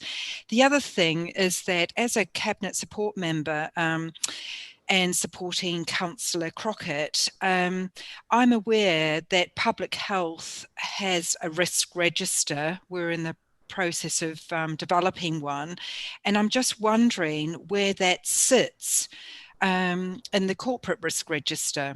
And, you know, yeah, is it sitting as a service risk register, or, you know, could you explain that to me? Sorry. Okay, of course. Firstly, it was a bit remiss of me to say in my introduction, the council's COVID risk register is also attached within the appendices of this report. So we have maintained a separate COVID risk register throughout the pandemic, which has helped us keep a flexible project type approach to the risk there and manage that. And that is at the moment giving us that high level way of capturing risk within service areas, and those significant impacts being felt, particularly for things like schools and education and the talk community response in adult social care. So we have an overarching COVID risk on our corporate risk register, and then we have the detail which sits in a COVID risk register, which gives us some more of the detail there. In relation to the public health risk register, that's always previously come up via the adults directorate risk register. I understand that they're kind of being pulled apart now, so we will work to make sure that that embeds up in future quarters as appropriate. But I think at the moment it's probably sat at a service risk register level. But if we need to kind of see it on the side as an additional directorate risk register, we can explore that though over the coming quarters. But I suspect it probably doesn't need to be. Yeah, it's because there's 4 of us at the moment that's supporting the Director of Public Health. That's 2 Cabinet members and 2 Cabinet support members. And we're continually bringing up governance in our conversations to ensure and to see how services are fitting in, because some will align with children, some will with adults, but public health is currently sitting under the corporate. It's a separate identity, so it's something that I'd like to see bottom out actually, to make sure that it feeds into the appropriate, whether it's scrutiny or audit and governance. That would be great if that could be actually have your engagement in that. That'd be good. Thanks. Perhaps, Paul, that's a task for the assistant director responsible, or assistant directors responsible to decide how they most appropriately divvy that up. Because with public health, as Councillor Watson says, it sort of does fall across both the care sort of directorates, I guess. Thank you. Councillor Watson. Councillor Balderson. I think before me, I think the monitoring officer just wanted to make a comment, Chair. Apologies, I was using a physical hand, not a blue hand, so sorry. I just wanted to reassure how DPH will work, because they've moved into the corporate centre. Actually, a lot of the legal risks, procurement risks, financial risks, again, are very similar. They are across the organisation. So actually mapping the risks within the corporate centre risk register is the right place for it. It won't stand alone. Thank you, Claire. So, Paul, you've only got one assistant director to persuade. Thank you. Councillor Balderson. Thank you, Chair. My initial questions are probably more around the mechanics of how this new risk register works. with two specific questions. First of all, I can see that many of the risks have several control measures, but there's no consequential movement in the risk score. So for example, there are now 18 risks. 12 have no movement in the risk score after controls. 1 actually increases in risk, and then 5 decrease risk. So 5 out of 18, I would have expected perhaps a slightly different picture from that perspective. So I just wanted to have some commentary around your thoughts on that. And then my other mechanical question is, in the headings of your new table for the corporate risk register, you have the risk description, when it was opened, and then you have economy, community, and environment. So, and then a dot in one of those. If I look to the performance framework, I can see that there are scorecards for economy, community, environment, but also for corporate services. So I just wanted to better understand how, what those 3 columns are communicating. Perhaps I'll start with that one because I think in my head it's a simpler one to probably respond to. What we're trying to kind of encapsulate there is the links back to the new, I say new, we're sort of 6 months old now, the county plan that we have, and what domain of the county plan that is most likely to have an impact on. At the moment, registers are aligned to directorates, and our directorates are, of course, economy and place, adults and communities, and children and families. And we have a corporate centre on the side then. So this is perhaps a little bit crass, but it's an attempt to kind of link us back to that county plan to sort of say, whilst it maybe sits in this directorate, it is having a bearing on this element of the county plan. So hopefully that helps to understand that. So effectively, you've got a column to identify each of the key themes or the strategic ambitions within that county plan. And then that is identifying where that risk probably plays out most. So because I appreciate that on the scorecards in the performance program, in your performance framework, it does draw the risks through onto those particular, there is a risk section on your scorecards. So does that mean then if there's a tick in, say, the community column, I would expect to see that risk represented on the community scorecard? And if that is the case, then there is also the corporate services. There is a separate scorecard. So those ones in relation to corporate, or would I not expect to see any corporate risks on the corporate scorecard? I'm a bit confused, so I apologise if my question's confusing. Okay.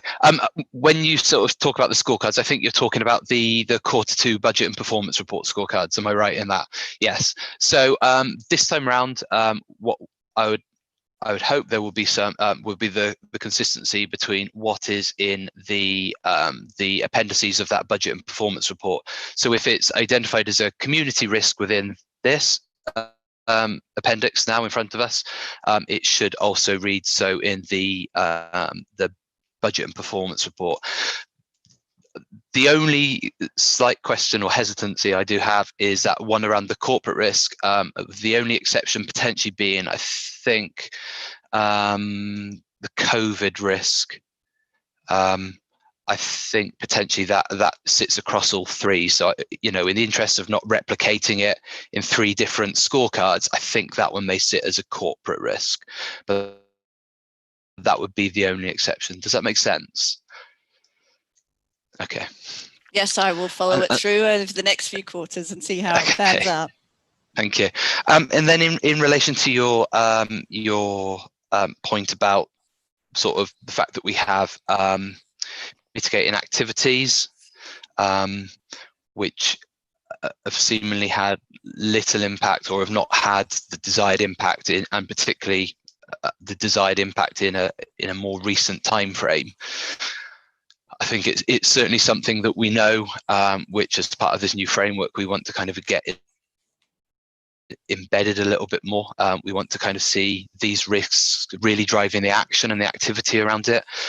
Risk owners taking that ownership to say, actually, this has been identified as a high risk, and therefore we do need to do it. We've changed the wording of our risk management plan in relation to that. So if things are on this corporate risk register, apologies, the dog would go now.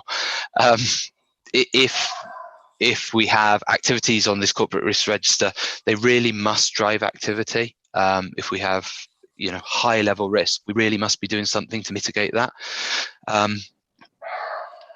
Because, it's to some degree, some of this is in our gift, and we should be focusing on that. If these are the riskiest things, they should drive our planning.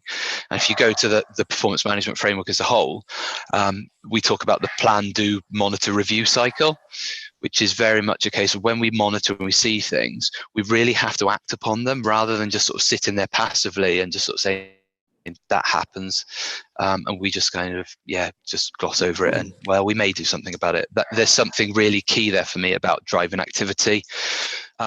So one of the things I think that we really need to be pushing in this risk training is about those further mitigating activities need to be really smart. They really need to be time driven. We have to recognize that some of these are long-term risks as well.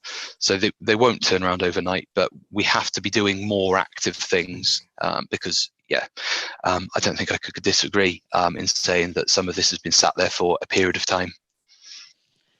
So based on those comments, then I expect to see quite a number of changes flowing through into your next iteration coming to us. I hope so.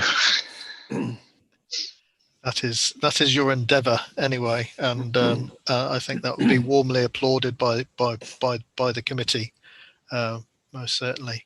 I've got Councillor Matthews next. Yeah, thank you, Chairman. Paul, nothing as complicated as Councillor Boston. Paul, you mentioned there are 3 risks on the corporate risk register which have been opened this quarter. The 3rd bullet point states court cases in relation to court decisions regarding children against the council.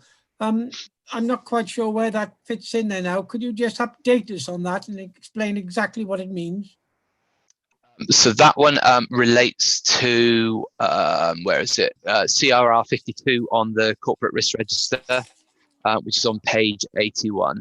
So the risk wording which has been proposed by the Directorate is if high profile childcare cases before the courts is found against the council, then this will lead to reputational risk and a potential fine from the courts.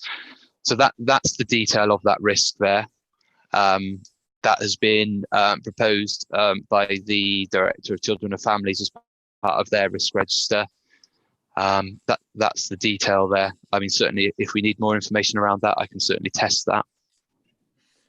No, thank you, Paul. I just couldn't quite get my head around what it meant. Thank you. Okay, thank you. Thank you. Councillor Watson. Yeah, thanks ever so much for answering all our questions, Paul. I'm just wondering if you can help me. The EP23 ash dieback, it says an action plan is not adopted to deal with the onset of ash dieback. Does that link with the tree strategy? Is that something that's been developed within the Directorate of Economy and Place? It's just trying to understand where that sits, because we have a significant number of other diseases affecting our trees, and I was just wondering where that one sat. Thanks. I couldn't comment on the level of detail on that one, sorry, but certainly I can ask that maybe we look to get a short briefing note provided by the Directorate if that helps your understanding of that. Yeah, that'd be really helpful, actually. It'd be just to see in the context where it sits, because action plans are, it's where it fits into and what's it informing. That'd be brilliant. And Councillor Ginman. Yeah, I'm pleased that was picked up by Councillor Watson, because it was one that I was also looking at and going, hang on, there's an awful lot of other diseases of trees at the moment that we're getting very nervous about. And I think it's good that it is taken back, and it needs to be a little more generic than the specific of ash dieback. Equally, EP24, the phosphate pollution in the Lug catchment, whilst I understand the risk to housing, there's a heck of a risk to the environment, to reputation, to tourism, and so on. And, I think, again, it looks very narrow, and that may just be because how it's held and who holds it. But if that's the case, maybe it needs to be looked at in a slightly broader context. And I think that's true of one or two of the risks in here. And I appreciate the difficulties you have, that sometimes the risk might be held by one particular officer and department, but in fairness, it can have major effects on other ones, and sometimes maybe that gets lost. And going back to the original one, to the corporate ones, the all red pages, it's interesting. I mean, here one's eye has to go to the numbers rather than the red. Because when you start looking at the numbers, and as being said, you've got one there where mitigation actually makes it worse. Well, that's always interesting as to whether you can have mitigation making something worse. But let's get away from that. You're looking at that. But the generality is some of those are very acute risks. So the COVID risk at the moment, and perhaps this is an opportunity, Chair, just for anybody who's tuning in, just to remind them again of the absolute need to take care and consideration of COVID risk, because I'm still surprised at the number of people who seem to have got a rather blasé attitude to it. The fact that that's a risk to councillors, to anybody working with the council, and to all of the services that the council can offer. And it's a very acute risk. It's actually at the point now where our hospital service is on the brink of really having a major problem. So the sort of severity of a risk's impact and the imminence of that impact somehow gets lost in just looking at red. And you've got to think, well, this could actually happen this week. If the figures go up, the impact can be huge. And I'm not sure how these sorts of risk registers actually capture the urgency sometimes related to a particular risk. Thank you, Councillor Ginman. I think that's a point very well made in respect of how COVID can impact on the whole of the council's, whole of society's operation, really.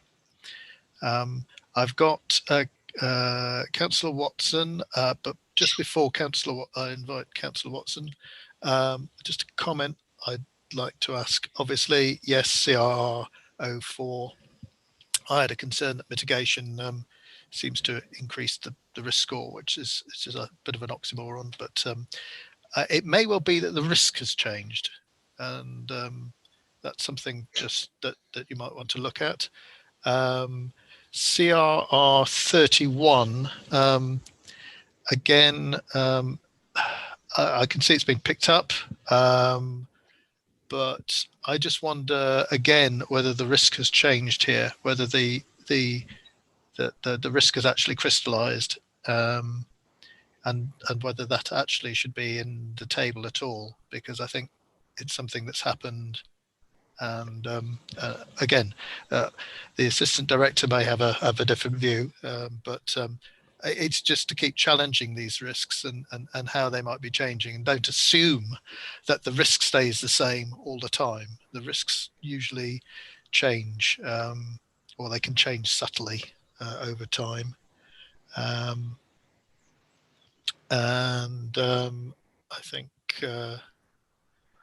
yeah, well, there was CRR 55 and the CHC risk, the continuing healthcare risk, which hopefully we'll be able to pick up with the director of adult services when we see him. So that's good. I've got still Councillor Watson, Councillor Balderson, and then perhaps we'll come to some whatever recommendations we have. Great. Thank you, Chair. Sorry about this, Paul. After you've mentioned a briefly note about EP23, it's got me quite excited, because Unfortunately, in spring this year, Kernbridge Ward, which I represent, was really badly affected by flooding. And as many of my colleagues will know, is that I keep banging the drum about raising the issue around riparian responsibilities. So my key focus is now on EP20. And I'm wondering if on EP20, if I could have a briefing note, because it might have just missed me, but I'm not aware of the local flood risk management strategy. And I'd like to actually see a briefing note on that, if that's possible. Would that be possible, Paul, to ask? I'm sorry to ask the director, to actually, and I know they're really busy at the moment, but with winter ahead of us, I'd really like to see what that is and what it means. Certainly, I can take that away and ask the directorate to provide one. Thank you, Councillor Balderson. Thank you, Chair. And just on, this is not the question I was going to ask, but just on Councillor Watson's point, I've been trying to liaise with Balfour Beatty, and I understand that within the next month, they're hoping to schedule a members briefing on the riparian owner responsibility process. So it might be that if the members briefing is in train, that it could be augmented perhaps with what you're requesting, and it perhaps could be delivered to the wider member audience, member group. But thank you. That's a recommendation, is it? That if Caroline could capture that. Yep. Yep. My question was more back to COVID. Every single agenda item has raised issues that things haven't been done because of COVID, staff have been redeployed.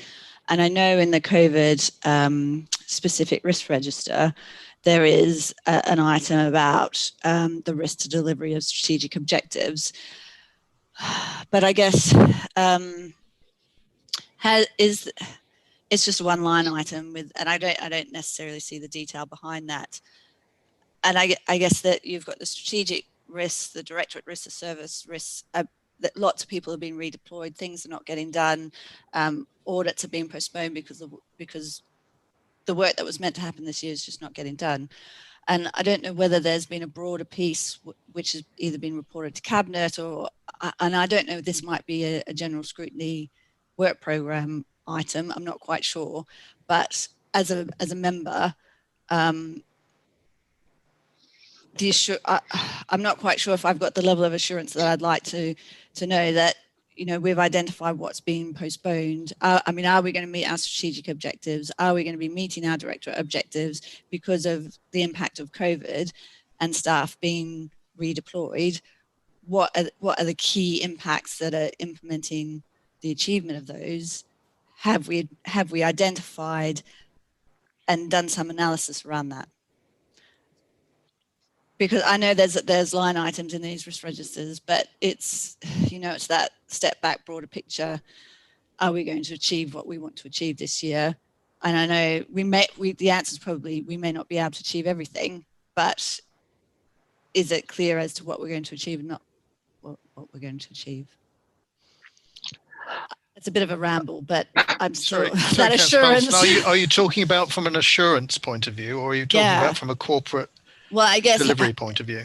From an assurance perspective, have we at a high level looked at the impact that COVID has had on delivery of our objectives at all those various levels? And are we on track to deliver what we said we were going to deliver?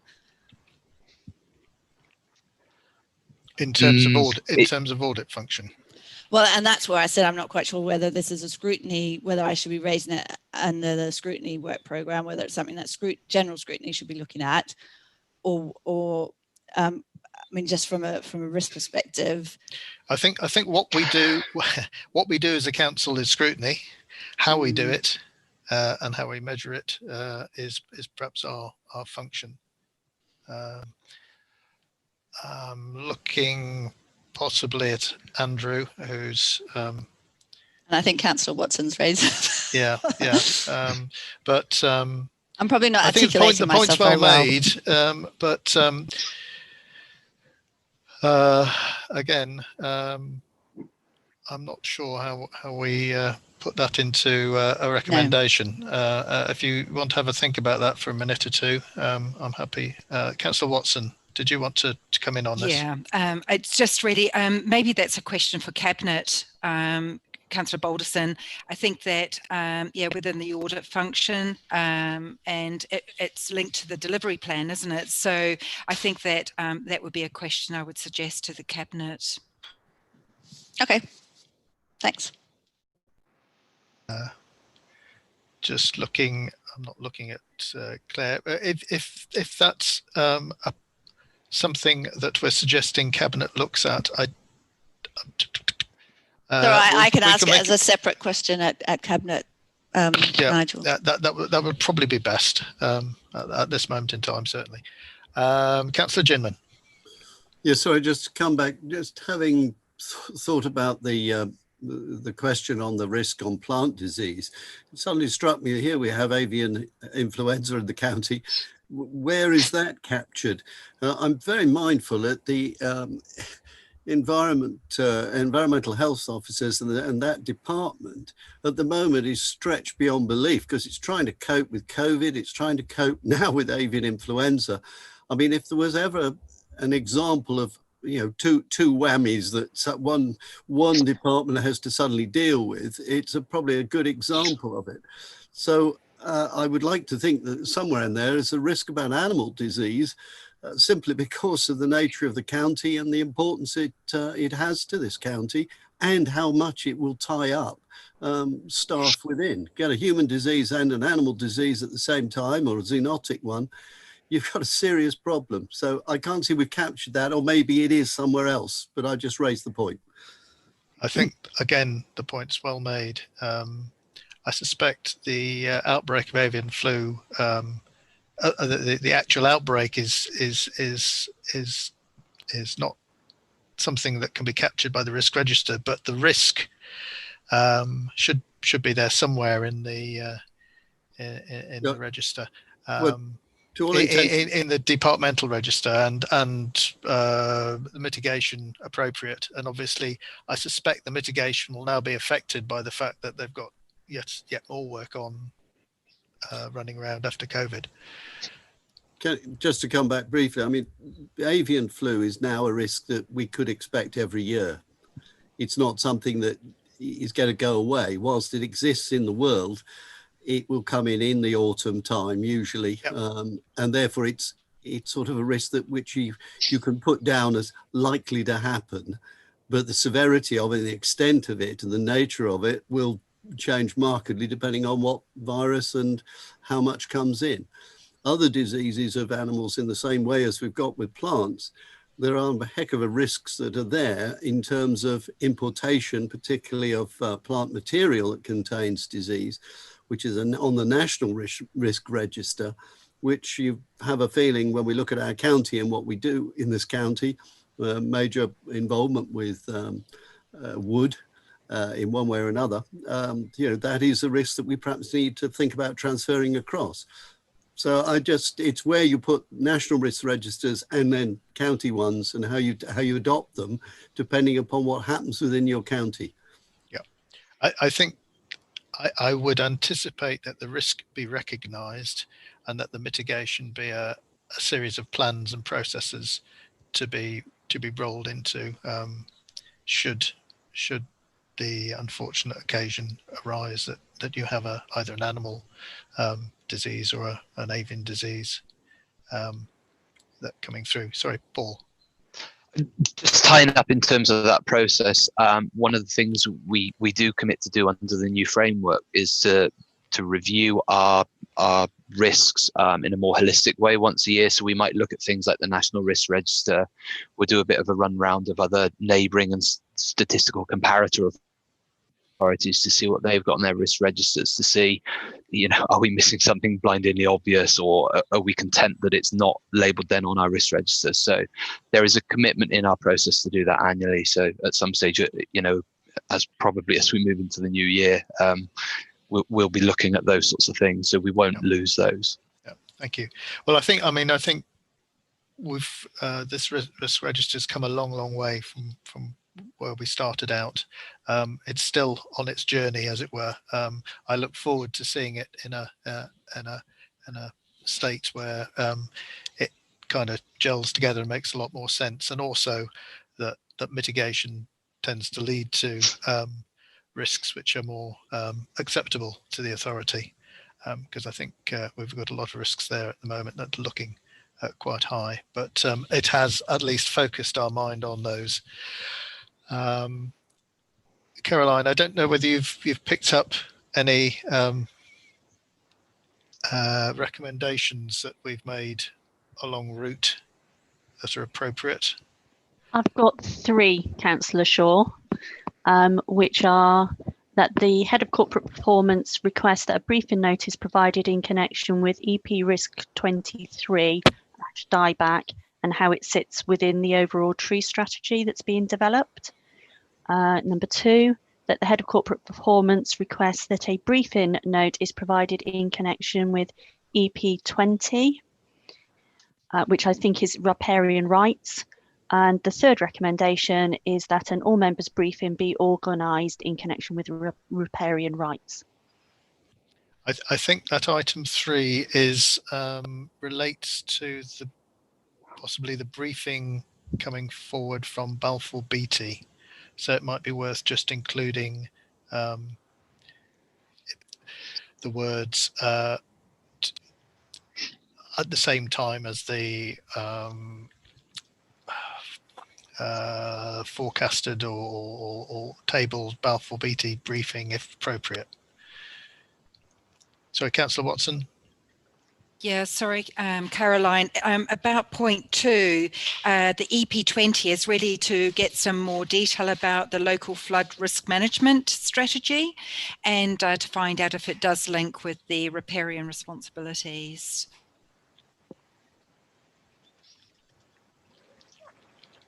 That's fine, I'll reflect that within the recommendation. Thank you. So committee, if we're happy, we can vote on those. Nothing else? No. Caroline, can I ask how many members to vote? 7, I believe. There are 7 voting members, Councillor Shaw. Thank you. So if I can ask for the vote now to be put up.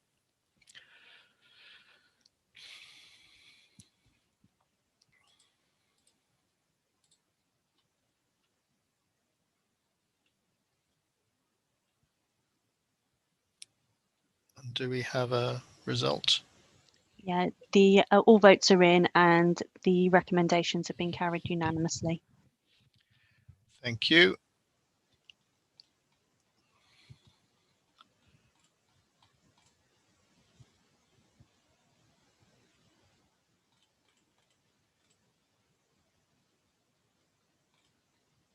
Thank you to those who've just been in the waiting room and now come back in.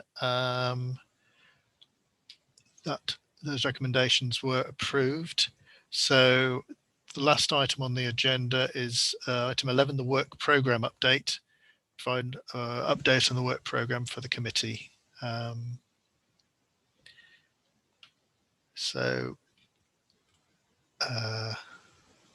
Members will have that item in front of them. I have it in front of me, but I can't read it at the moment. Just bear with me.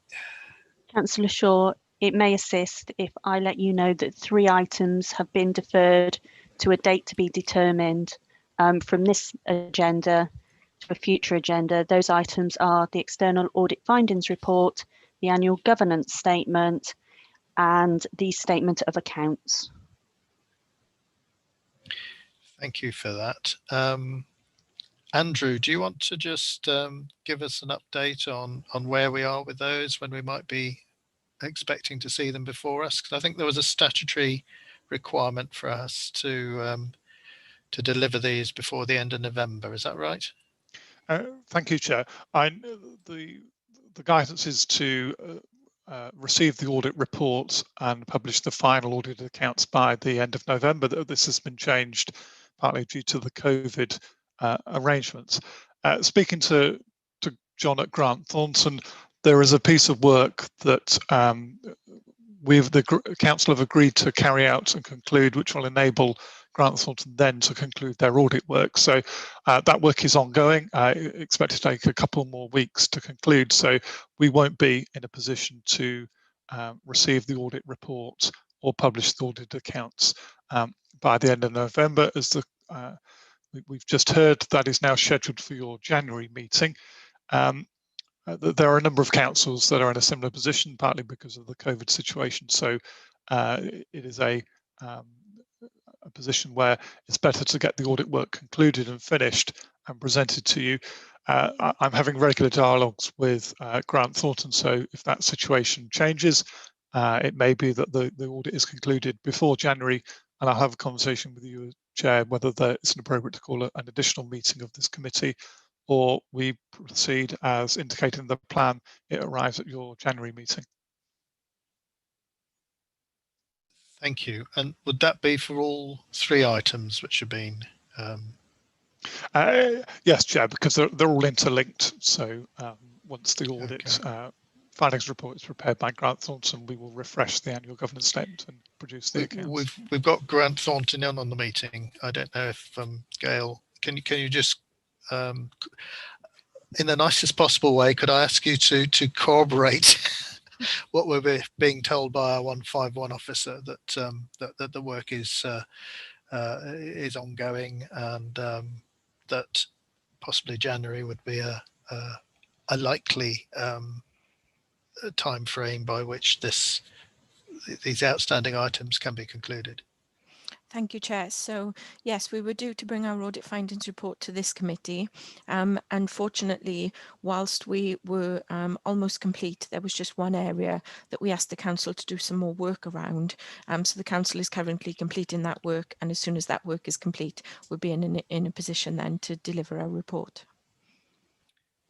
Thank you. Okay. So I'm looking at committee. Are there any questions in respect of the work programme update? Any questions to external or audit or Mr. Lovegrove? No. Right. Then we have a further recommendation, I'm sorry, that the subject to updates made by the committee, and the committee's made no updates at the moment, the work programme for the Audit and Governance Committee be agreed. And I'll need to call a vote for that. Caroline, 7 members still here, I think. There are still 7 members, Councillor Shaw. Can I ask you now to vote?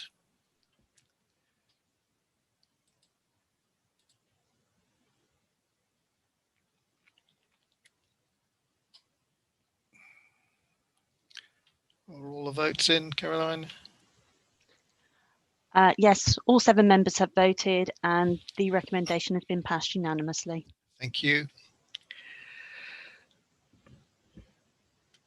So bring people back from the waiting room. Lovely, thank you. So the recommendation was approved, and the date of the next meeting will be the 26th of January 2021. So it just remains for me to wish you all a happy Christmas and a Merry New Year. Let's hope 2021 turns out a little better than 2020 for many, many people. Finally, before I close the meeting, can I check with Democratic Services team that the live stream has now been switched off and we are no longer broadcasting live or recording? And just to say thank you to all officers and external people